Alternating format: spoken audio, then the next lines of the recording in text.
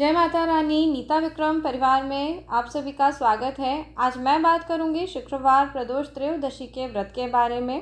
प्रदोष का व्रत मनुष्य को मनोवांछित फल प्रदान करता है। सभी प्रकार के प्रदोष त्रयोदशियों के व्रत के नियम मैंने पहले ही आपको बताए हैं। एक बार संक्षेप में फिर से बता दूं।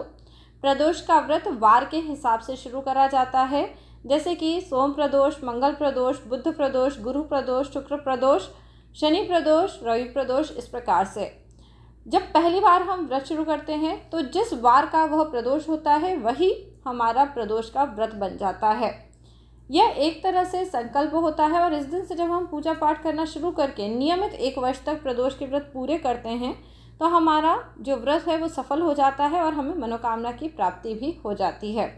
और ज़्यादा विस्तार से यदि आपको वीडियो देखना है तो नीता विक्रम प्रदोष के व्रत कैसे किया जाए आप देख सकते हैं।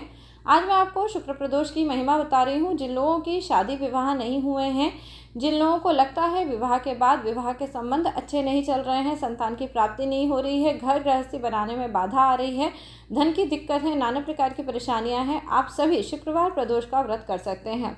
और कई भाई बहन ऐसे होंगे जो शायद व्रत ना कर पाएँ, वो इस दिन पे कुछ छोटे छोटे उपाय करें। घर में धन धान्य सुख समृद्धि बढ़ती है, पति पत्नी का प्यार बढ़ता है। ये एकदम 101% सही बात है। आज यदि दोस्तों आप पहली बार नीता विक्रम चैनल देख रहे हैं तो चैनल ज़रूर सब्सक्राइब कर लीजिएगा। वीडियो पसंद आने पे वीडियो को लाइक करिएगा, तभी आपको अधिक से अधिक लाभ होगा। भोलेनाथ की कृपा आप पे बनी रहेगी। मैं हूं आपकी एस्ट्रो दीदी नीता विक्रम और आज मैं आपको शुक्र प्रदोष के विषय में सभी जानकारी बता रही हूँ। तो दोस्तों सबसे पहले भोलेनाथ का ध्यान जरूर करना चाहिए। भावाय भावनाशाय महादेवाय धीमते रुद्राय नीलकंठाय शर्वाय शशिमौलिने उग्रायोग्र घनाशाय भीमाय भयहारिणे ईशानाय नमस्तुभ्यं पशुनाम पतये नमः। दोस्तों ये जो मंत्र मैंने आपको सुनाया, इस मंत्र को सुनाने का एक विशेष यहाँ पे प्रयोजन है कि आप ये मंत्र प्रदोष व्रत में ज़रूर बोलें। अभी आप इतना मंत्र देख लीजिए और इसको अगर आपको नहीं समझ में आता है तो फिर से आप इसको पीछे ले जाके ज़रूर देखिए। देखिए प्रदोष की जो तिथि होती है उसमें शाम की पूजा का विशेष महत्व होता है। तो प्रदोष व्रत आपको कब करना है, 13 मई को करना है या 14 मई को करना है? तो सबसे पहले मैं आपको बता दूं, आप सभी को प्रदोष का व्रत 13 मई को करना है, क्योंकि 13 मई में दिन में 3 बजे के बाद से प्रदोष की तिथि या त्रयोदशी की तिथि प्रारंभ हो जाएगी। और जो पूजा का शुभ मुहूर्त है वह शाम में 7 बजे से लेकर 9 बजे के बीच में रहेगा। तो आप इस दिन पे प्रदोष का व्रत करें और शाम के समय यानी प्रदोष काल में भोलेनाथ शिव शंभू का पूजन करें।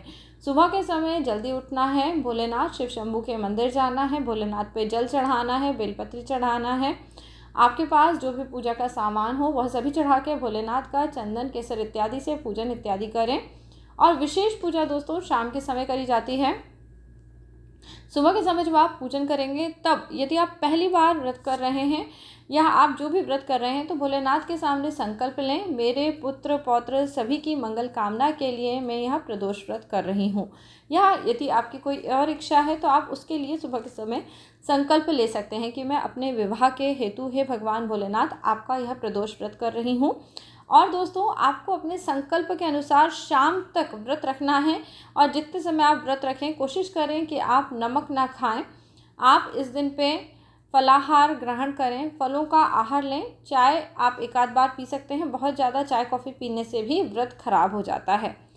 आप दोस्तों दिन के समय ही तैयारी कर लें, जो भी सामान पूजा पाठ का है वो बना के रख लें। जैसे इस दिन पे जब वैशाख मास का प्रदोष होता है तो भोलेनाथ को जौ का सत्तू, घी, शक्कर का भोग लगाया जाता है। साथ में चंदन, दूध, दही, घी, शक्कर, शहद से भगवान का पूजन करा जाता है। जब प्रदोष का दोस्तों व्रत होता है तब 8 दिए 8 दिशाओं में लगाने चाहिए।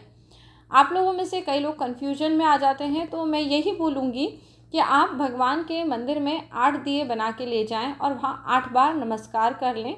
आप यह समझ जाइए कि वहाँ पे आपने जब ये 8 दिए लगा दिए, 8 दिशाओं के लिए आप इन दियों को लगा रहे हैं, यानी आपके जीवन में यदि किसी भी तरह का दुख कष्ट चल रहा है तो वो दूर हो जाएगा।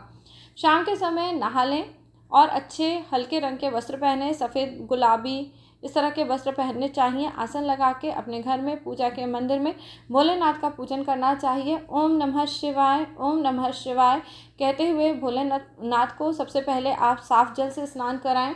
फिर दूध, दही, घी, शक्कर, शहद, इससे क्रमशः इसी क्रम में आप स्नान कराएं। फिर गंगा जल चढ़ाएं, फिर थोड़ा साफ जल चढ़ाएं, भगवान को पोंछ दें। यदि आपके पास यज्ञोपवीत या जनेऊ है तो जनेऊ चढ़ाएं, वस्त्र धारण कराएं। भगवान को केसर चंदन, लाल रंग का चंदन यह चढ़ाया जाता है और इसके बाद साबुत चावल अक्षत चढ़ा के भोलेनाथ का पूजन अर्चन करा जाता है। आपके पास यदि घर में भस्म रखी है तो भस्म चढ़ाएं, शमी पत्र चढ़ाएं, बेल पत्री चढ़ाएं, अकौवे का पुष्प चढ़ाएं। अब जिन लोगों का विवाह नहीं हो रहा है, जिन लोगों की शादी ही नहीं हो रही है, वह पीले रंग के पुष्प भगवान भोलेनाथ पे चढ़ा सकते हैं और लाल रंग के पुष्प माँ पार्वती पे चढ़ा सकते हैं। दोस्तों, आपको मैं वीडियो के आखिर में एक और छोटा सा उपाय भी बताऊंगी जिसे आप कर सकते हैं। आप अपने घर में ये सभी पूजन अर्चन करें और भोलेनाथ का जाप करें। शाम में एक समय जब हम प्रदोष का व्रत रखते हैं तो एक समय भोजन कर लेते हैं। इस व्रत को विशेष तौर पर स्त्रियां रखती हैं अपनी मनोकामना पूर्ति के लिए।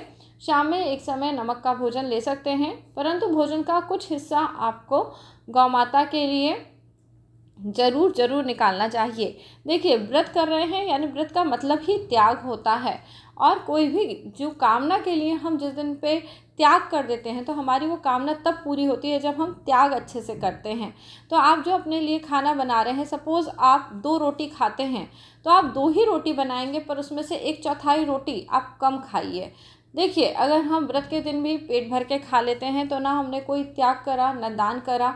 हम एक अलग से, यानी आप बना सकते हैं, आप चाहें तो 2 पराठे के साथ में एक और पराठा अलग से बना लें, पर ये सही नहीं है क्योंकि त्याग नहीं हुआ इसमें आपने कुछ छोड़ा नहीं है। ये तो आपने एक्स्ट्रा बना लिया और फिर आपने उसका दान करा। पर दान जब हम अपने में से त्याग करके करते हैं तो हमें बहुत ज़्यादा लगता है। तो आपने, जैसे आप 2 पराठे खाते हैं तो आप उसी में से कुछ ना कुछ ज़रूर छोड़ें। अपने खाने में से जब हम भोजन छोड़ते हैं तो उसका हमें अत्यधिक पुण्यफल प्राप्त होता है। और इस दिन पे दोस्तों, हमारे घर के आसपास, जैसे हम हमेशा गौ माता को तो भोजन देते ही हैं, यदि हमारे घर के आसपास बैल हैं तो आप बैल को भी भोजन दे सकते हैं। इस दिन बैल को जल पिलाना, दूर्वा खिलाना बहुत शुभ होता है। बैल को साक्षात नंदीश्वर का रूप माना जाता है, वह धर्म का रूप होते हैं और जिसके पास धर्म होता है वह हर प्रकार के मनोकामना पूर्ति, मनोकामना सिद्धि कर सकते हैं। इस उपाय को आप ज़रूर करिए। इस दिन पे दोस्तों, कोई ऐसा शिव मंदिर जहाँ पे शिव पार्वती का विवाह हुआ हो, वो दोनों साथ साथ विराजमान हो, जाके वहाँ पे शिव जी पार्वती माता को आप वहाँ पे पूजन अर्चन करें और एक माला ले जाएं, पीले फूलों की एक ही माला ले जाएं और दोनों को एक साथ एक ही माला चढ़ाएं। देखिएगा, जिन लोगों के शादी विवाह नहीं हो रहे हैं वह शुक्र प्रदोष का यह पूजन करते हैं। जैसे कई लोग व्रत नहीं भी कर पाते, आप पूजन करिए और वहाँ बैठ के, मंदिर में ही बैठ के आप वहाँ पे ले जाइए ये एक माला, पीले रंग के फूलों की माला, और शिव और पार्वती को एक साथ में चढ़ा दीजिए। वहाँ बैठ जाइए। ओम नमः शिवाय, शिवाय नमः ओम। ओम नमः शिवाय, शिवाय नमः ओम। देखिए, जो पहला आधा मंत्र है वो शिव जी का है और जो पीछे का आधा मंत्र है शिवाय नमः ओम, ये माँ पार्वती का है। तो दोनों को साथ में आप आवाहन करिए और भोलेनाथ, माँ पार्वती जब उनका कोई भी भक्त किसी भी तकलीफ में उनका आवाहन करते हैं, खासतौर पे प्रदोष काल में यानी शाम के समय आवाहन करते हैं, तो भोलेनाथ, माँ पार्वती की कृपा जरूर प्राप्त होती है। उनकी भी घर गृहस्थी उसी तरह अच्छी होती है जैसे भोलेनाथ, माँ पार्वती की है। सब प्रकार का सुख चाहिए, सब प्रकार का सौभाग्य चाहिए, तो इस उपाय को करिए। केवल आपकी शादी के लिए नहीं, विवाह के बाद यदि कोई परेशानी आ रही है, तकलीफ आ रही है, तभी इस उपाय को कर सकते हैं। उपाय को करने का बहुत फ़ायदा होता है और जितनी श्रद्धा के साथ उपाय पूजा पाठ करा जाता है उतना अधिक फ़ायदा होता है। अब दोस्तों, आप इस प्रदोष से अगर ये उपाय करना शुरू करेंगे, सपोज़ व्रत नहीं भी करते, तो कम से कम दोस्तों आगे आने वाले 3 महीने जितने प्रदोष आएँ, इस उपाय को करिए। केवल कोई भी उपाय हम एक दिन कर लें तब हमें उसका फ़ायदा नहीं मिलता है, जब हम वो लगातार करते हैं। अब जैसे किसी की शादी के बाद यदि संबंध अच्छे नहीं चल रहे हैं तो उपाय को करिए, फ़ायदा होता दिखाई दे रहा है तो 3 महीने नहीं 6 महीने करिए, क्योंकि अगर आपको उपाय से आपके ऊपर भगवान प्रसन्न हो रहे हैं, आपकी परेशानी, आपके दुख को दूर कर रहे हैं, तो आप उपाय करिए। और मुझे ज़रूर कमेंट करके बताइएगा कि आज का वीडियो कैसा लगा। जो लोग भी प्रदोष त्रयोदशी शुक्रवार का व्रत कर रहे हैं, भोलेनाथ माँ पार्वती आपकी सभी मनोकामना पूर्ण करें, आपको सुख सौभाग्य का वरदान दें, ऐसी मैं कामना करती हूँ। और अभी तक यदि वीडियो लाइक नहीं करा है तो लाइक करिए, क्योंकि आप जब दूसरों को पसंद करते हैं तो आपका खुद का शुक्र अच्छा होता है, आपके जीवन में धन संपदा आती है। जब पति पत्नी का चुनाव होता है तो हम पसंद करते हैं ना, पहले हम लाइक करते हैं। तो लाइक करना बहुत ज़रूरी है। चाहे आप वीडियो देखें तो वीडियो को लाइक करें। आपको जानकारी अच्छी लगी हो तो मुझे कमेंट करके ज़रूर बताइएगा। नीता विक्रम परिवार से जुड़ने के लिए चैनल सब्सक्राइब करिए। जो लोग अपनी कुंडली का परीक्षण कराना चाहते हैं उन्हें मैं ये बता दूं, कंसल्टेशन की बुकिंग करानी पड़ती है। आपको जो मेरा नंबर है मैं वो व्हाट्सएप का नंबर दे दूँगी, पर आपको कंसल्टेशन की बुकिंग करानी पड़ेगी। अभी कंसल्टेशन फ्री में नहीं हो रहा है, तो आप कंसल्टेशन बुक कराइए, तभी आपको परामर्श मिल पाएगा। आगे आने वाले वीडियो से जुड़े रहिए, अनीता विक्रम चैनल से जुड़े रहिए। जय माता रानी दोस्तों।